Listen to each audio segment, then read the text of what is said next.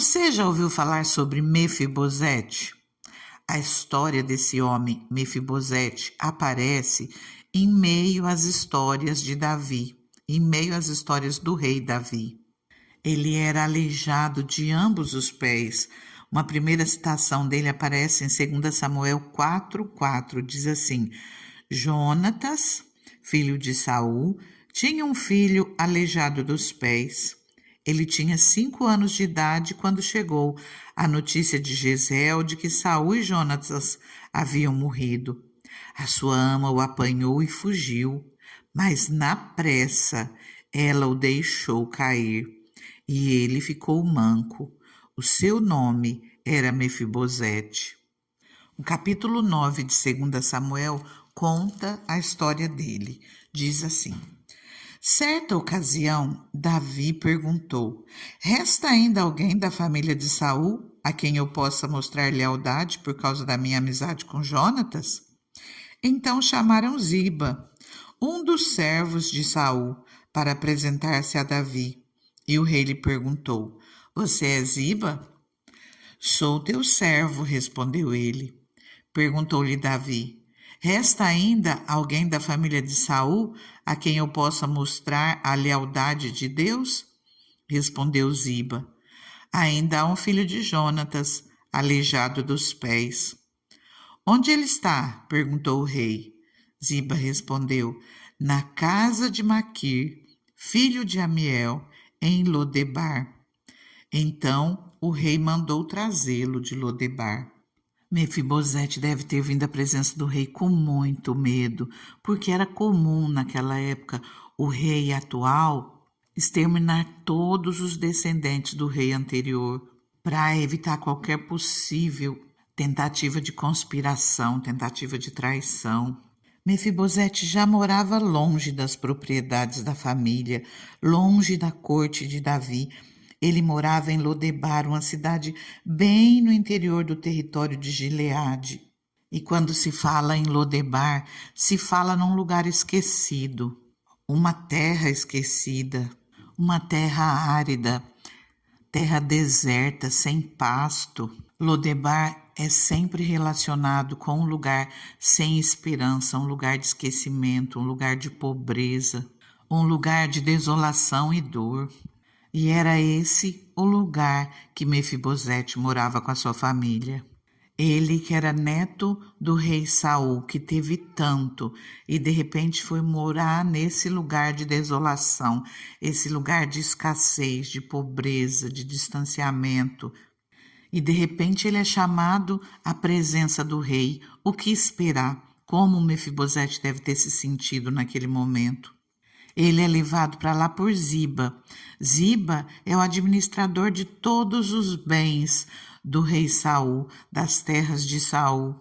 Um mordomo principal das propriedades de Saul que tinham sido herdadas por Mefibosete.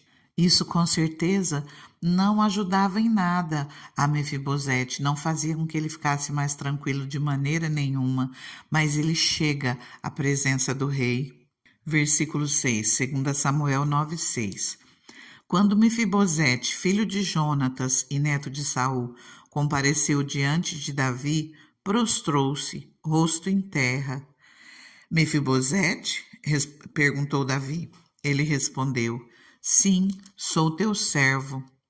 Não tenha medo, disse-lhe Davi, pois é certo que eu o tratarei com bondade por causa de minha amizade com Jonatas, seu pai. Vou devolver-lhe todas as terras que pertenciam a seu avô Saul, e você comerá sempre à minha mesa. Mefibosete prostrou-se e disse: Quem é o teu servo para que te preocupes com um cão morto como eu? Então o rei convocou Ziba e disse-lhe: Devolvi ao neto de Saul, seu senhor, tudo o que pertencia a ele e à família dele. Você, seus filhos e seus servos cultivarão a terra para ele. Você trará a colheita para que haja provisões na casa do neto do seu senhor. mas Mefibosete comerá sempre à minha mesa. Ziba tinha 15 filhos e 20 servos. Então Ziba disse ao rei: O teu servo fará tudo o que o rei meu senhor ordenou. Assim, Mefibosete passou a comer à mesa de Davi, como se fosse um dos seus filhos. Mefibosete tinha um filho ainda jovem, chamado Mica, e todos os que moravam na casa de Ziba tornaram-se servos de Mefibosete. Então, Mefibosete, que era aleijado dos pés, foi morar em Jerusalém, pois passou a comer sempre à mesa do rei. Em Provérbios 18, 24, diz que existem amigos mais chegados do que irmãos. Jonatas e Davi, eles tinham um pacto um com o outro, de um cuidar do outro. E devido a essa amizade com Jonatas, Davi resolve cuidar de Mefibosete. Que vida Mefibosete teve! Nós vemos ali que a serva foge com ele depois que o seu pai e seu avô foram mortos e ali ele cai. Ele não teve cuidado, ele não foi levado para um lugar maravilhoso onde ele pudesse ter sido muito bem cuidado. Ele foi sim abraçado por pessoas que teve bondade com ele. Porque a palavra nos diz no versículo 4 que Mefibosete morava na casa de Maquir. Maquir, então, era um rico benfeitor de Mefibosete. Posteriormente, ele vem até socorrer Davi. Porém, que vida difícil Mefibosete deve ter tido, aleijado, numa época de tantas dificuldades, tendo uma vida de medo do que poderia acontecer com ele por ser descendente de Saul, com uma vida que combinava com o nome daquele lugar, Lodebar, lugar de esquecimento, de dor, de tristeza. Um homem marcado pela decepção, marcado por perdas irreparáveis, por frustrações e angústias. O versículo 8 nos mostra como Mefibosete é uma pessoa humilde, mas também mostra o tamanho das tristezas dele. Ele diz aqui: Quem é o teu servo para que te preocupes com um cão morto como eu? Apesar de tudo isso, Davi não estava ali olhando Mefibosete da forma que ele se via, se achando tão insignificante, se achando um cão morto. Davi estava ali olhando a aliança que ele tinha com Jonatas. E eu quero trazer essa palavra para as nossas vidas. E eu te pergunto, como é que você se enxerga?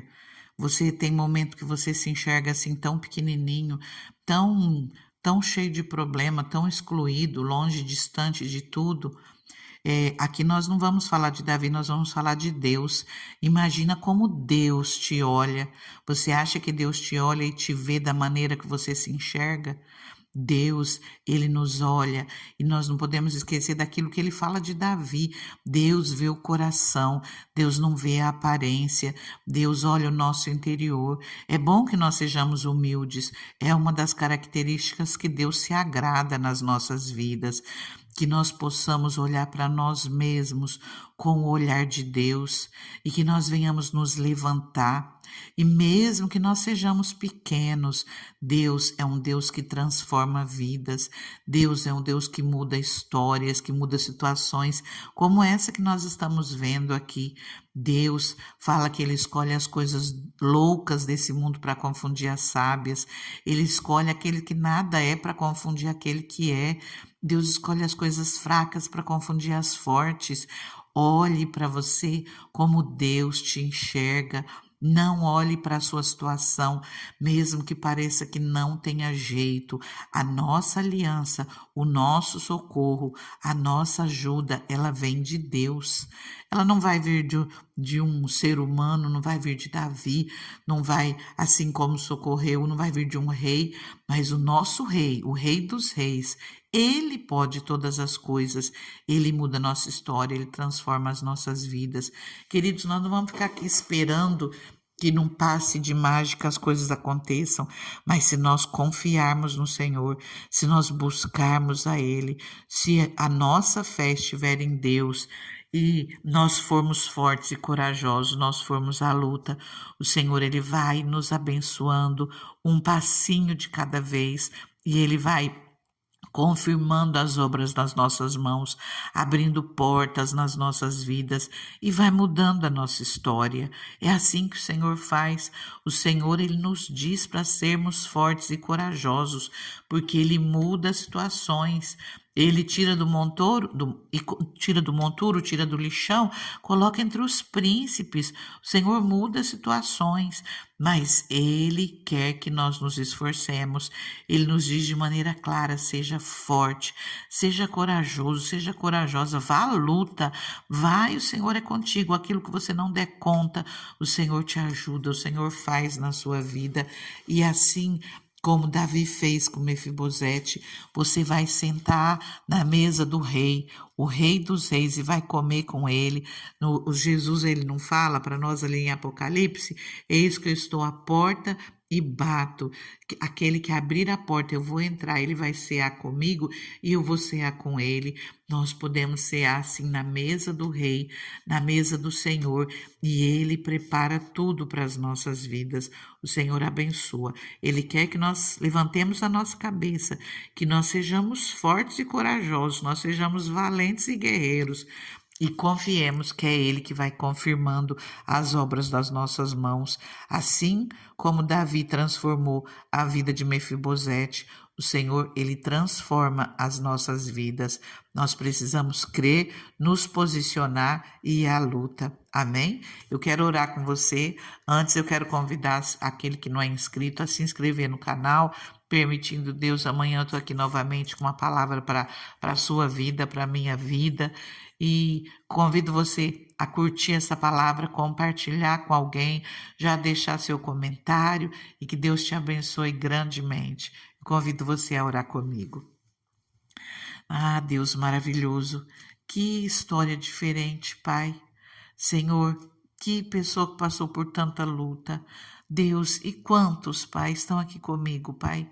E o Senhor sabe o tanto de lutas que enfrentaram, Pai, o tanto de adversidade, como essa pessoa, Pai, é forte, como essa pessoa já tem sido guerreira, Pai, e às vezes até as forças se abatem, Pai, o ânimo desaparece, Pai, com tantas lutas, com tantas dificuldades, mas, Senhor, através dessa palavra, Pai, nós entendemos, Deus, que o Senhor está renovando as nossas forças, Deus, porque o Senhor tem algo mais para as nossas vidas, o Senhor tem um tempo novo, o Senhor tem uma história nova para as nossas vidas.